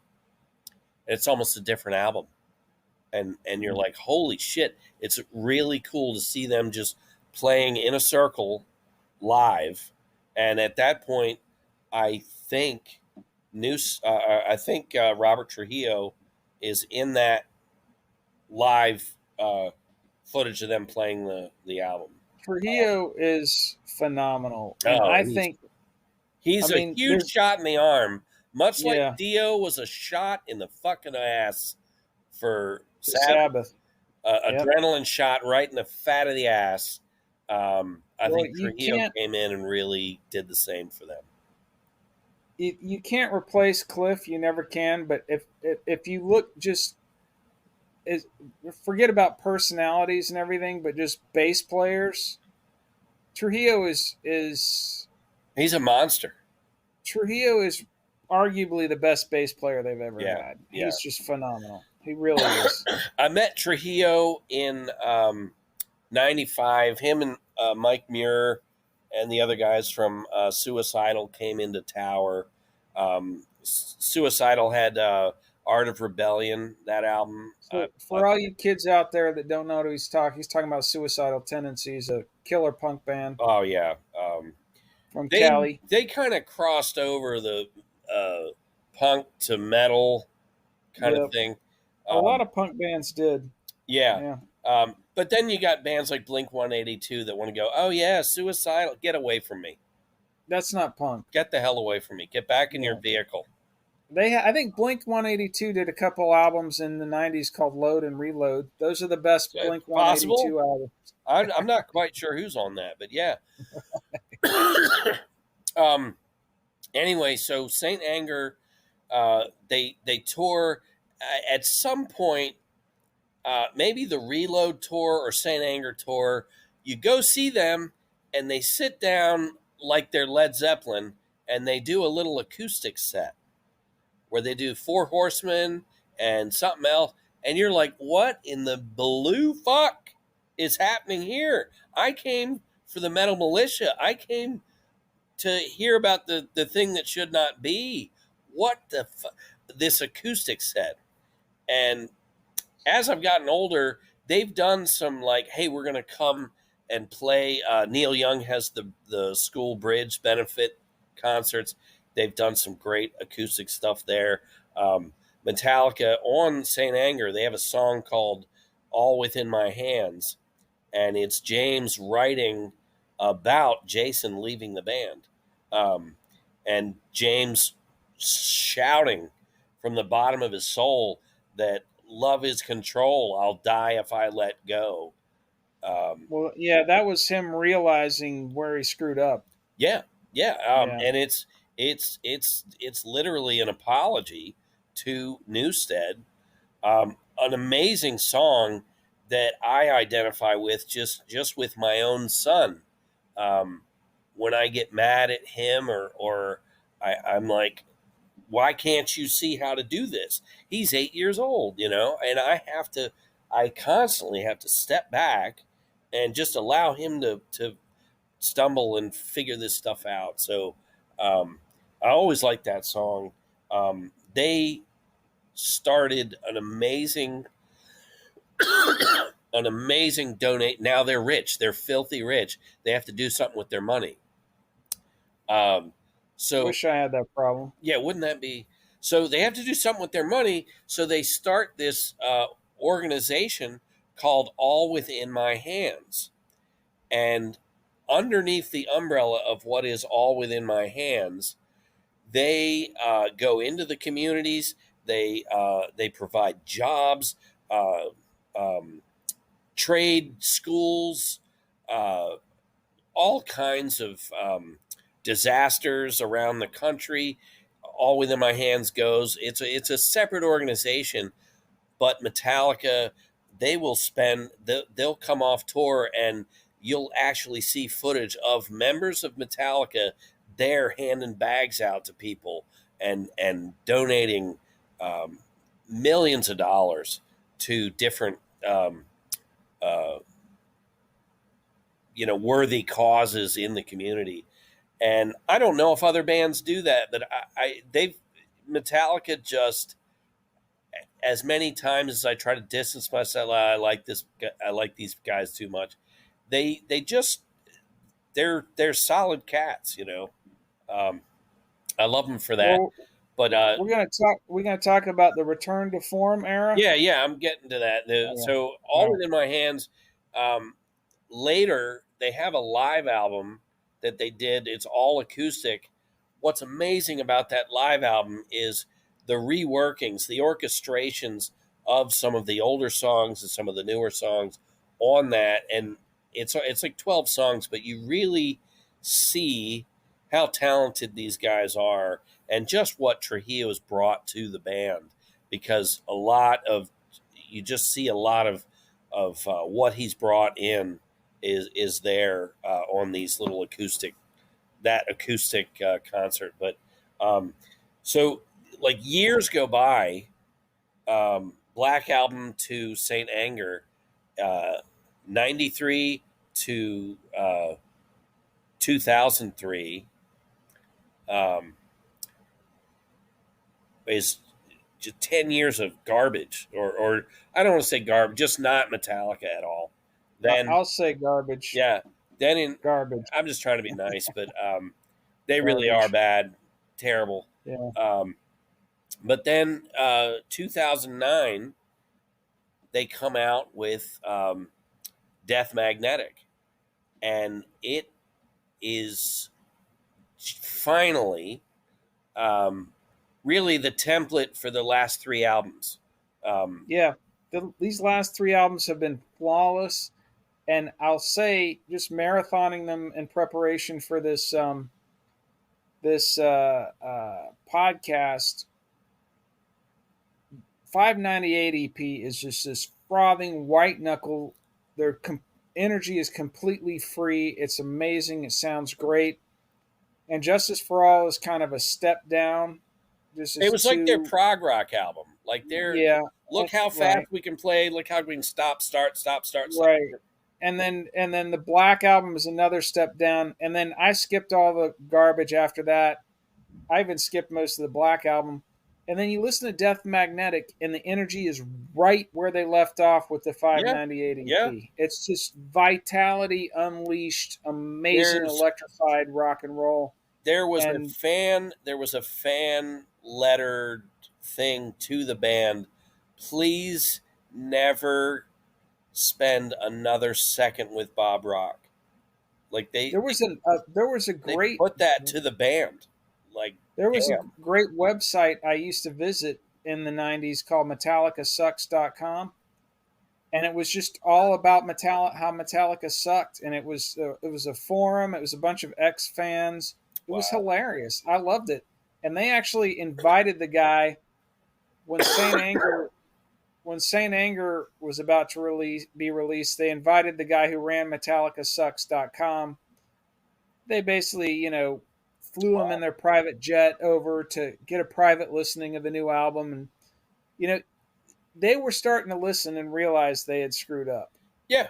You know, Kind of like Kiss doing the grassroots thing of would anyone yeah. be interested When if they did the Kiss conventions, they yeah, really that they that led the way realized to the reunion tour because they realized realized, every city they went to, people were like, Jesus Christ, man. I'm yeah, having you sign my copy of Rock and Roll Over, not uh, crazy nights. Crazy Yeah, Nights. yeah, Let's do the yep, math. Let's figure out. right, right, right. So they basically, and the story behind the sound on Death Magnetic is Rick Rubin was the producer, and he basically said, "Here's what I want you guys to do. I want you to go back and listen to Ride the Lightning and Master of Puppets over and over again, Until you and fucking get it. I want you to pretend like you're in a battle of the bands, and you're not allowed to play any of your previous songs. You've got to write new songs Yeah, to win the battle of the yeah, yeah, bands. And I want you to do this after going back and listening to Ride the Lightning and Master of Puppets over and over again."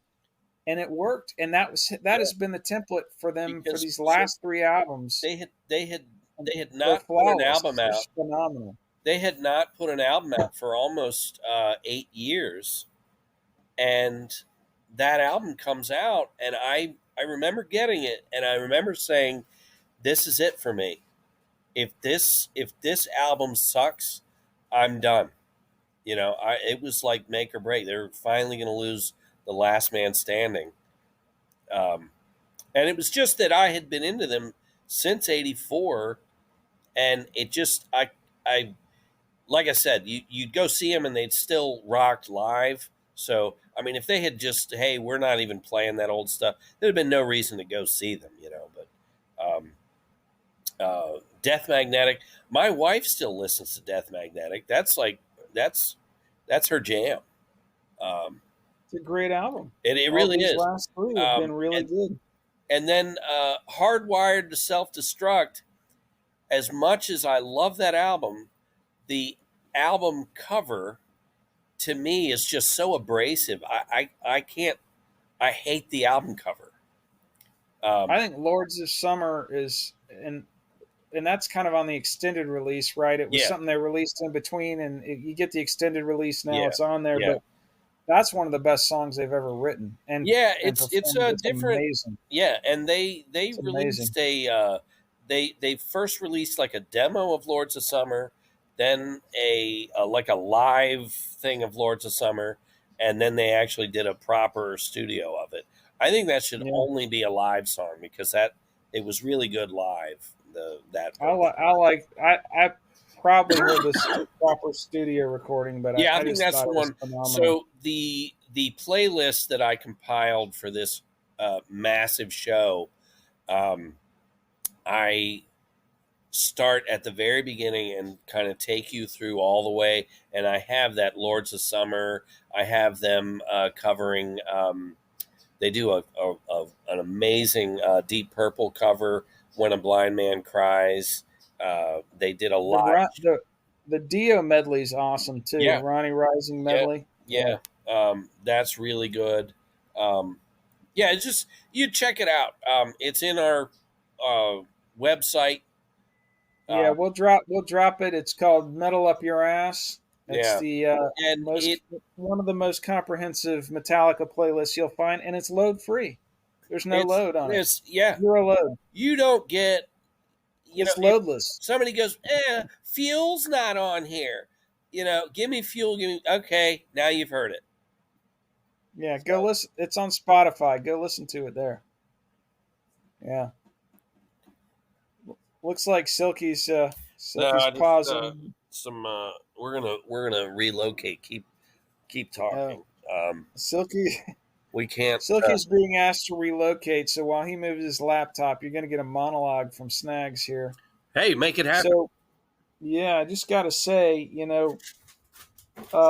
it's been a pleasure listening to Metallica these last three albums. They're really back into form, and it's basically they've got the infrastructure now where they've got they these guys never have to work again if they don't want to. And so they've basically set the band up to be like, if they were a fan, how would they want the band that they're a fan of to be? Well, every album's phenomenal. Yeah. Every show is recorded. You can go on the way. You don't have to worry about trying to bootleg the shows. Oh yeah, you go And it's to all, livemetallica.com and you can get shows all the way back to the yeah, 90s. it's basically and it's a great revenue stream for the band in the age of streaming music, where you don't make a lot of money off albums, but every show's recorded. You go download it for $10. Yeah. They've got this whole. They're very fan friendly band at this point. They're back in touch with the fans and with themselves as far as the type of music that they're playing.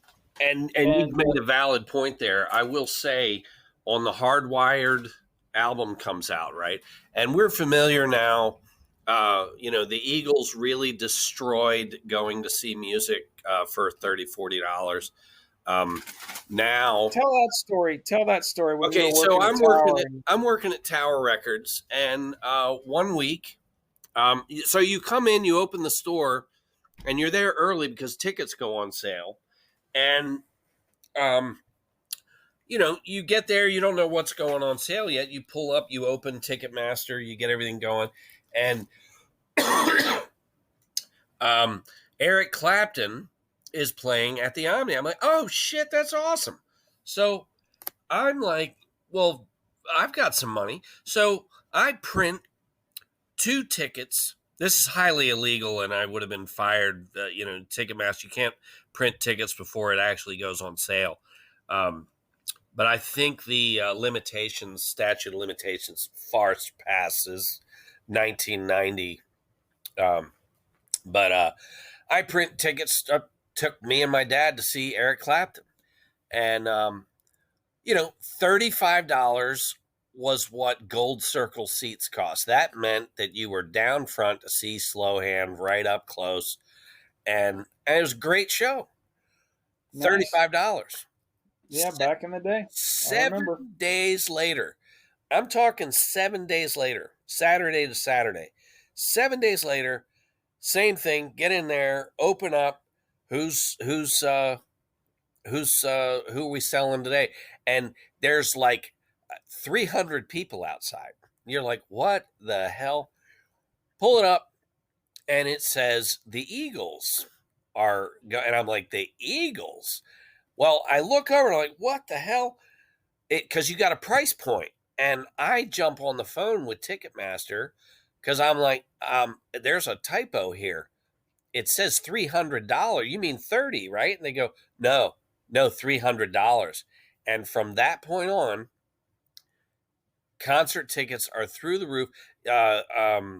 who is it? Taylor Swift coming to town. Um, hotels are charging $2,500 for a room. Concert tickets are 15, $2,500 to see Taylor Yeah, Swift.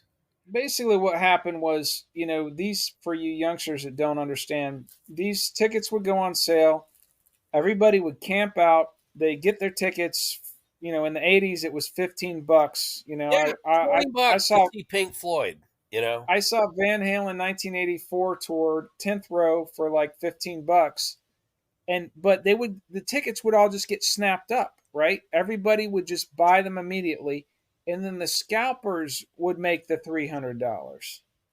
And so what the Eagles did when they did their reunion tour, they knew it was going to be a big deal. They said, let's just ourselves be the scalper, and right? let's charge what the scalpers are going to be charging anyways. And it worked. And then everybody else followed suit Yeah, afterwards.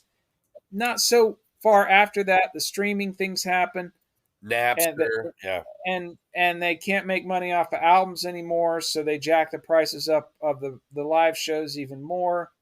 And now they all have their own versions of wine and beer and stapler. They yeah, follow the Kiss template for the merch, so right. they can make money off the merch.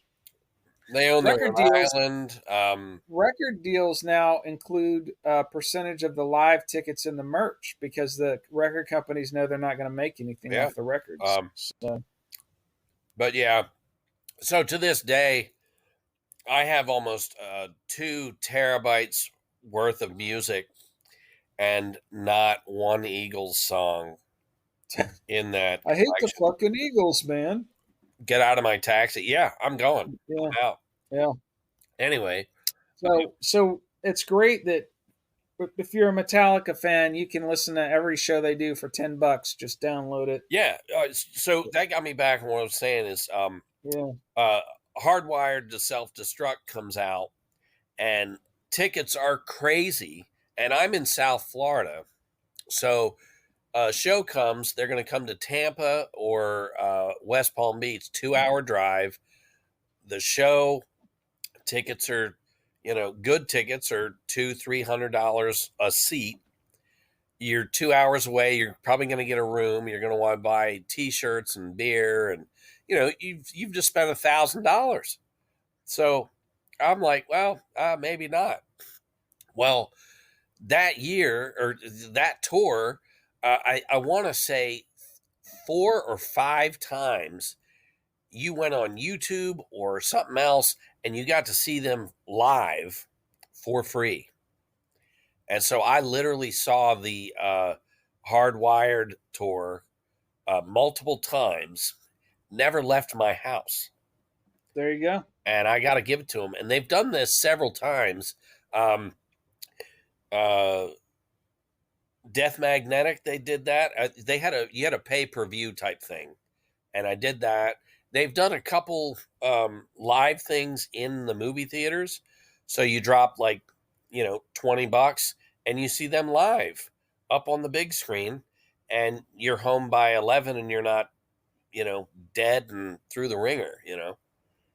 So I really like where they've come. They really give a lot to the fans. Yep, yep. And the new album is right there with the others. They mix it up a little bit, but 72 Seasons is, I think, on par, man. Yeah, I think it's a solid record. Yeah, They're in August 18th and 20th. They're in the movie theater again of a show in Texas, and I'm going to that. But it's right down the street, and I can see the show, and drop $20.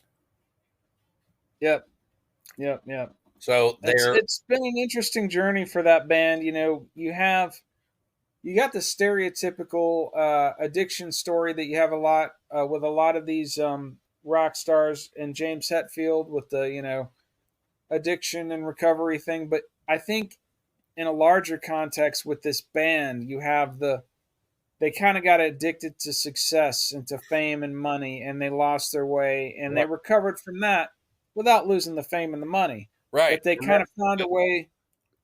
We can still make money. We can still do this charity. We can, we have this infrastructure. We can use it for good instead of evil, and just make kick-ass music, and find the best ways to connect with the fans and make the music available that we can. And they right. do a lot of interesting stuff. The current tour, they're going to be doing these 2 night stands in various cities where it's kind of like the Grateful Dead, where you're not going to hear the same song. Um, you're not going to hear the same song twice. They're going to Yeah. do two completely different sets and mix it up. So you got 2 shows back to back, no Well, repeat they'll songs. play a Friday and a Sunday, Yeah, and that's I've got tickets to both nights. yeah. So I spent So $40 and I get to see them twice on this tour. I'm good, you know. there you go.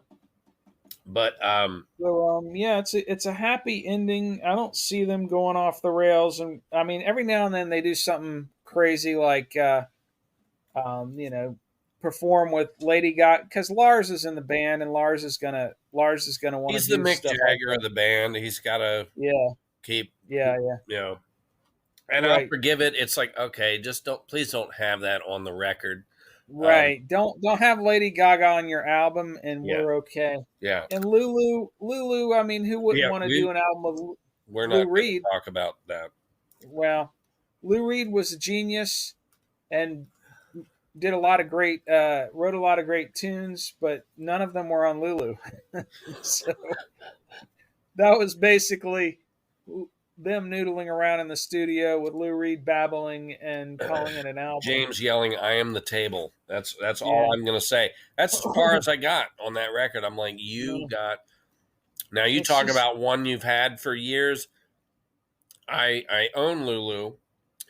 I think I've played it all of 3 times total, I listened to it and once. It was like Load and Saint Anger and I all that. I listened to listened. it. I listened to a few songs once, and I'm like, I can't. And then I said, no, I'm gonna give this a listen. Yeah. I gave it a listen, and then a few years went by, and I'm like, let me just revisit, and I'm good.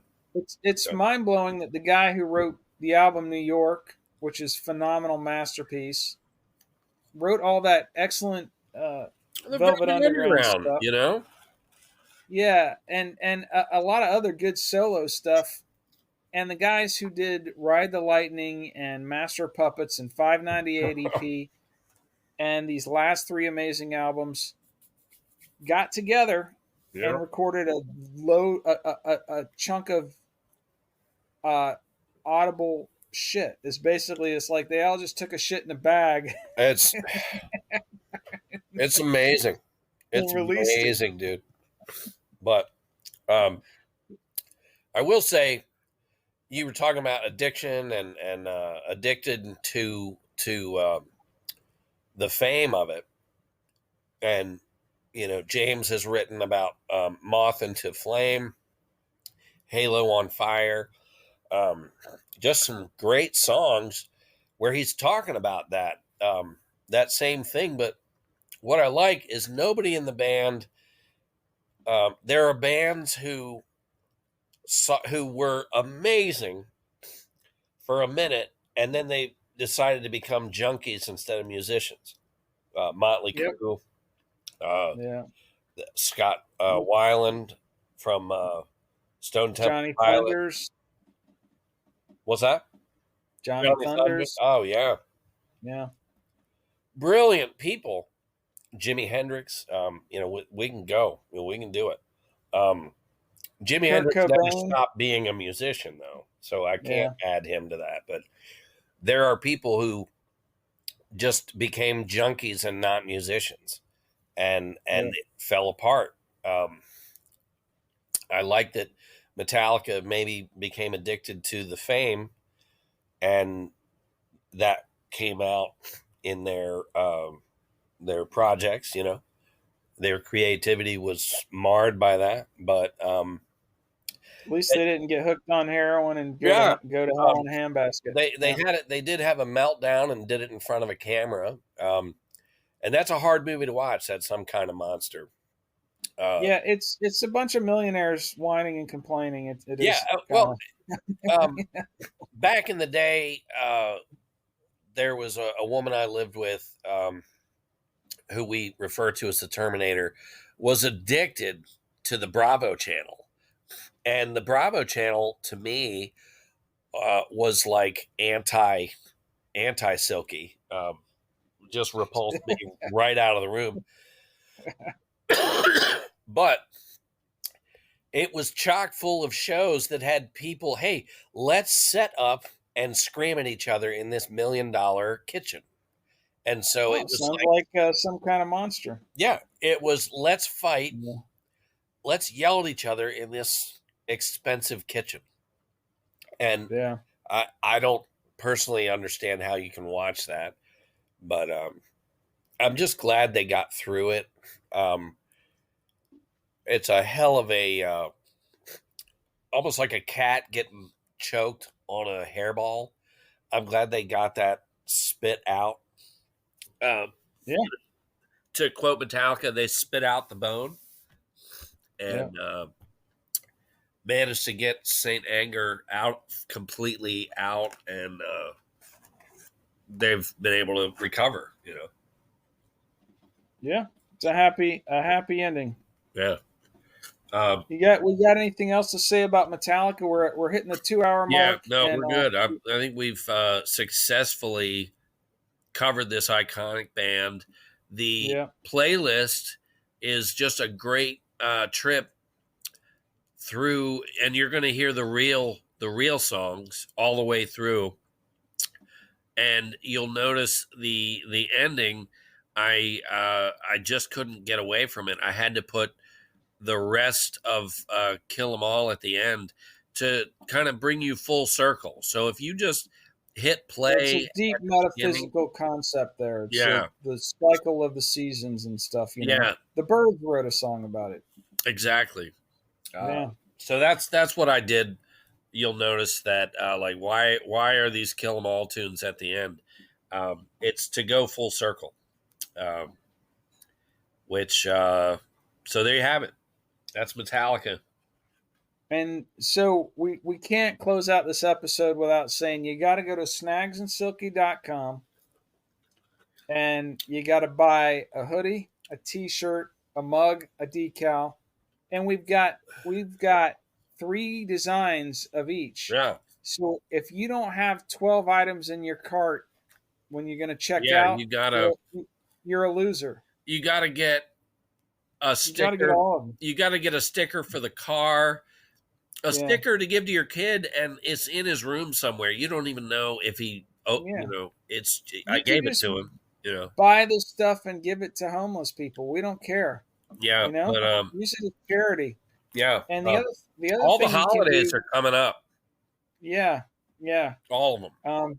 Arbor Day, Bastille Day. Yeah, Flag Day. Yeah. You gotta get the gift. Hey, Pride Month was in June. Get on there and get a mug. It's coming up next June. You buy your merch now. Yeah. For next June. Yeah. And the other thing you got to do is buy the book, sinkorswim.com, which is good stuff. That is such a funny book that we should totally be rich and famous. Yeah. Just from that. It's a good story, a good coming of age story too, and you'll get to know where we came from. So there's that. You'll understand why we're as ridiculous. We're so as we jaded and right. Yeah, tragic.